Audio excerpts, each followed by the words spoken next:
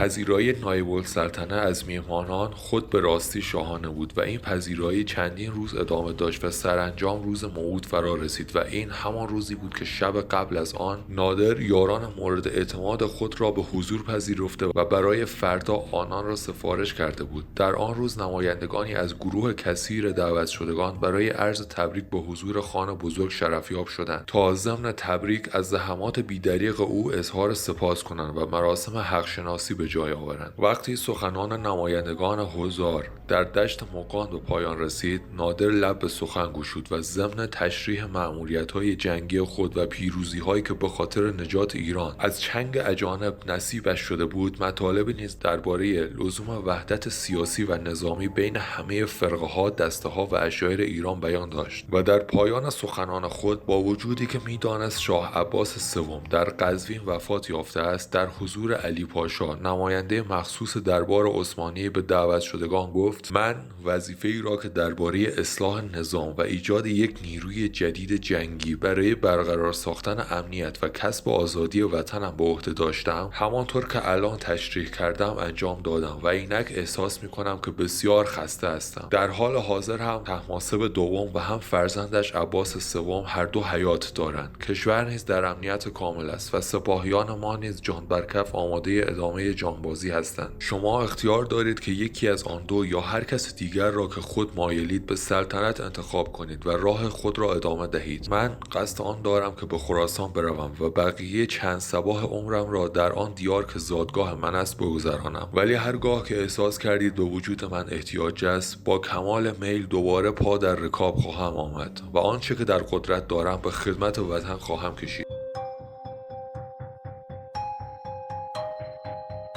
گرچه سخنانی که نادر بر زبان راند همه حاکی از کمال بی‌نیازی وی بود، ولی آنان که در آن روز تاریخی حضور داشتند به خوبی می‌فهمیدند که مقصود اصلی نادر از هر کس دیگر را که مایلید به سلطنت انتخاب کنید چیست. این هر کس دیگر جز نادر کسی دیگر نمی‌توانست باشد و نبود. پس گروهی با تعلیماتی که قبلا دیده بودند و گروهی دیگر با میل خود عرض داشتند که ما لایق‌تر از نادر برای سلطنت برای خویش کسی را میشناسیم. بنابر آنچه که از یک منبع تاریخی ذکر شده، ظاهرا غلامان مخصوص نادر مردم را ترسانده بودند که در صورت اظهار عدم تمایل به سلطنت وی نادر خشمگین خواهد شد. بنابراین مردم چاره جز اطاعت از خان مخوف نداشتند و اظهار نمودند که ما هیچ کس را نیافته و نمیشناسیم که از خان بهتر و لایقتر و بختیارتر باشد. به هر حال قیافه و سکنات نادر پس از شنیدن اظهار تمایل نمایندگان مدعیون دشت مقان درباره سلطنت وی سخت بی‌تفاوت می‌نمود و دلیل بی‌تفاوتی خان افشار این بود که می‌خواست برای آنکه در آینده منتگذار کسی نباشد و با آسانی آنچه را که در اندیشه دارد به فعل درآورد، نه به پیروی از میل و خواسته های خود بلکه برای رفاه حال مردم خواسته های آنان را بپذیرد. و روی این اصل وقتی سر و صداها خوابید، پرسید که آیا این نظر و خواست همگان است و آیا کسی نیست که نظریات دیگری داشته باشد؟ ابتدا کسی حرفی نزد، ولی وقتی نادر سوال خود را تکرار کرد، یکی از روحانیون حاضر در جلسه، شخصی به نام میر محمد حسین که در حقیقت مقتدرترین مقام مذهبی شیعه محسوب میشد، اجازه سخن خواست و چون آغاز کلام کرد، گروهی از ترس و گروهی از خشم بر خود لرزیدند، زیرا روحانی عالی مقام شیعه در بخشی از سخنان خود گفت: در باب امور مذهب راهنمای ما احکام خدا و احادیث پیغمبر است. سلاطین نباید تغییر و تجدیدی در آن کنند، لذا از خان بزرگ استدعا داریم که اندیشه‌ای در باب برانداختن مذهبی که برقرار است یعنی شیعه نداشته باشند که این اقدام یقینا نتایج خطرناکی خواهد داشت. این سخنان میر محمد حسین و برخی سخنان دیگر او که به زبان آورده بود مخالفت علنی با سلطنت نادر بود و این اظهار مخالفت یاران او را از ترس جان و موافقان نادر را از خشم به لرزه انداخت و گرچه نادر در آن جلسه درباره سخنان وی اظهاری نکرد، ولی وقتی که فردای آن روز خبر مرگ میر محمد حسین در دشت مقان پیچید، همگان دانستند که زبان سرخ وی سر سبزش را برباد داده است.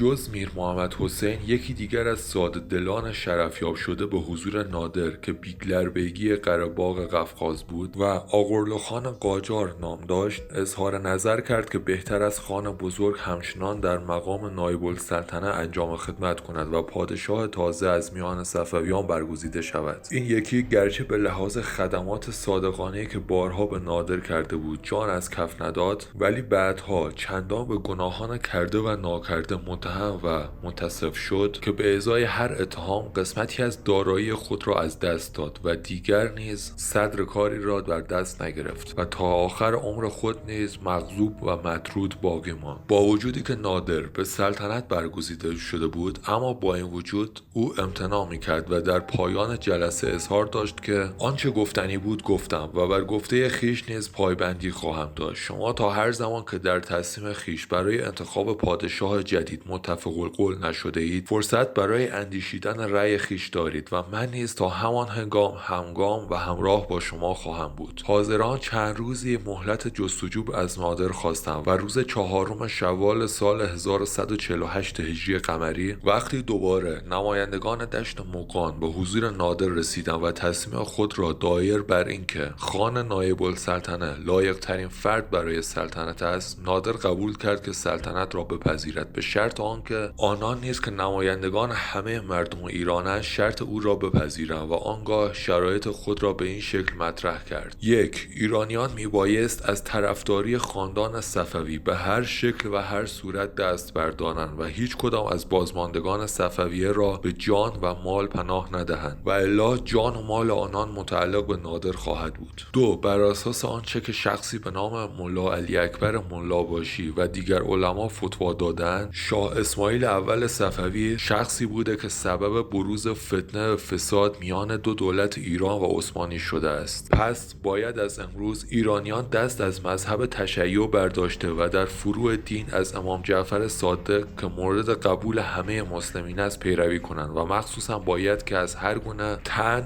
و لعن خلفای راشدین دست بردارند و اسباب تجدید فتنه و فساد نشوند. 3. سلطنت در خانواده من موروثی باشد. با آنچه که بر سر میر محمد حسین و آغرلو خان قاجار آمده بود، معلوم بود که دیگر هیچ کس نه با سلطنت نادر و نه با آنچه که شرایط اوست مخالفتی نکرد و نادر که سلطنت را پذیرفته بود قول داده بود که عثمانی را راضی خواهد کرد که مذهب شیعه را به عنوان یک مذهب رسمی بشناسد و عداوت و دشمنی عثمانی و ایران را که موجب تباهی بسیار و خرابی بیشمار خواهد بود یکسره برخواهد انداخت. توماری به میان آورده شد تا ابتدا همه آنها که حاضر بودند و سپس دیگران آن را که در حقیقت سند پذیرفتن شرایط برای قبول سلطنت او بود امضا کردند. روز پنجشنبه برابر با 18 اسفند ماه سال 1114 هجری شمسی، نادر قلی افشار با عنوان اعلی حضرت نادرشاه افشار بر تخت پادشاهی که حتی آن را نیز از قبل تدارک دیده و به دشت مغان آورده بودند نشست و تاج سلطنتی را بر سر گذاشت و همان روز نیز به نام خود سکه‌ای زد که در یک طرف آن جمله الخیر فی ما وقع نوشته شده بود و در طرف دیگر آن این شعر خوانده میشد: سکه بر زر کرد نام سلطنت را در جهان، نادر ایران زمین و خسرو گیتیستان. و 5 روز بعد از تاجگذاری نادر در دشت مغان، نمایندگان کنگره تاریخی متفرق شدند تا بر اساس آنچه که تقدیر رقم زده بود هر یک نقشی را که بر ایشان مقرر شده بود بازی کنند. به هر حال نادرشاه به مدت 12 سال فرمان روایی کرد که قسمت اعظم این مدت به جنگ سپری شد. طبق تاریخ او در روز 10 جمادی الثانی سال 1160 هجری قمری شب هنگام در جریان توطئه‌ای که به رهبری محمد صالح خان افشار توسط همراهان او در خیمه استراحتگاهش در فتح آباد قوچان به قتل رسید و بعد از او 5 تن از بازماندگانش به این ترتیب به قسمت‌هایی از قلمرو و حکومت او فرمانروا شدند.